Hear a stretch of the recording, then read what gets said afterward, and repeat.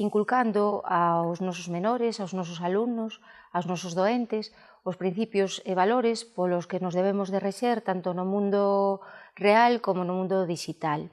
Debemos de educar no respeto, na coherencia, na responsabilidade e na tolerancia.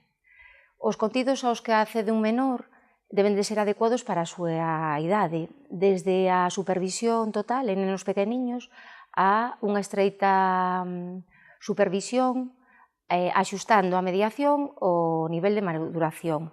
É necesario establecer unha serie de regras e límites procurando un equilibrio co resto das actividades do menor.